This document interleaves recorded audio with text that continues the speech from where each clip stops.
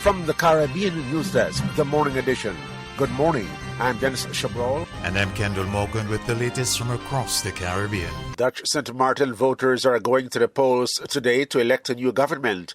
And the voting bureau will test the new system to generate election results quickly. Just over 20,000 persons are eligible to vote.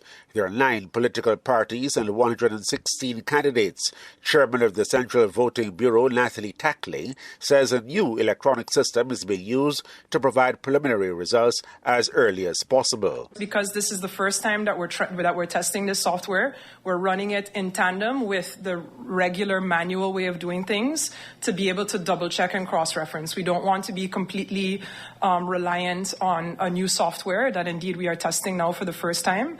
So this is why I mention it kind of as a way that we're looking to professionalize and kind of move forward and modernize the way that we get election results.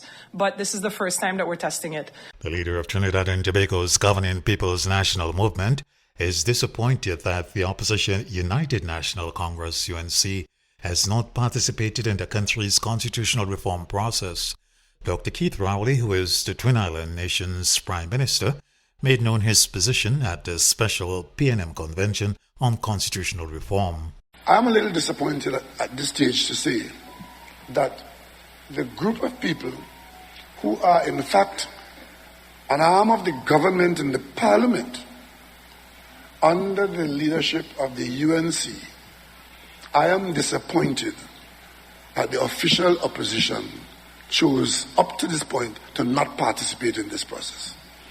Because this is, in fact, not a PNM process. It's a national process. He believes that the 785 persons who participated in constitutional reform hearings represent the views of people of Trinidad and Tobago.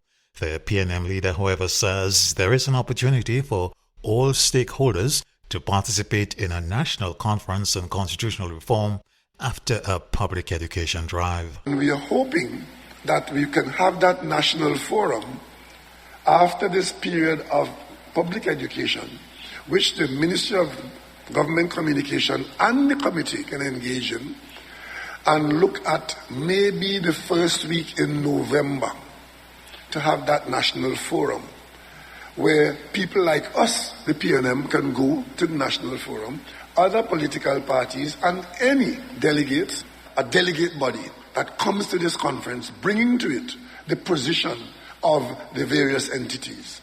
The upcoming annual conference of the opposition Democratic Labour Party, DLP, in Barbados is taking on added interest following last Friday's announcement that President Dr. Ronnie Yearwood and General Secretary Steve Blackett had been expelled from the party. The expulsion by the DLP's General Counsel on the recommendation of its disciplinary committee marked a major escalation of the internal conflict that has plagued the party for months.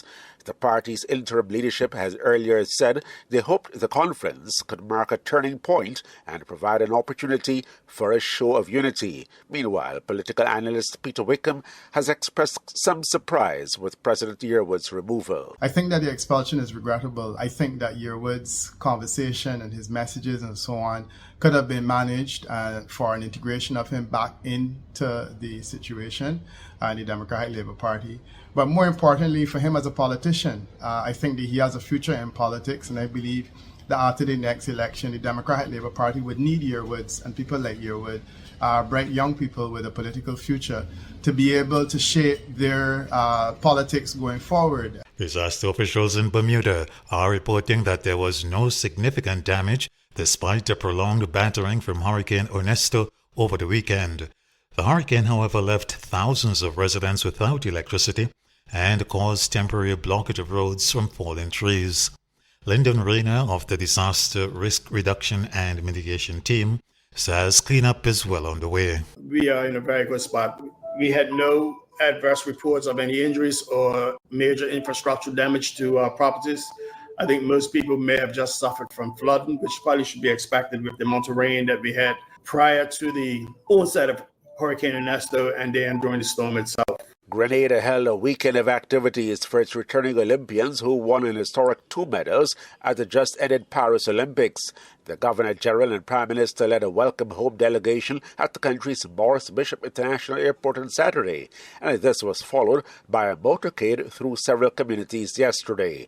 400-meter specialist Karani James, who missed a medal at this Olympics but already holds gold, silver and bronze medals in the event, praised the continuing national support. It's all about invoking this feeling right here, this feeling of pride, this feeling of joy, of happiness. So we all have a part to play in terms of making Grenada what it is, to aspire, to build, to advance as one people, one family. And may God bless our nation. Lyndon Victor won Grenada a bronze medal in the men's decathlon and Anderson Peters bronze in the men's javelin.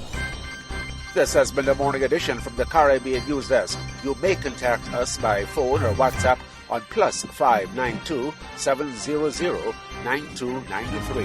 Thanks for listening.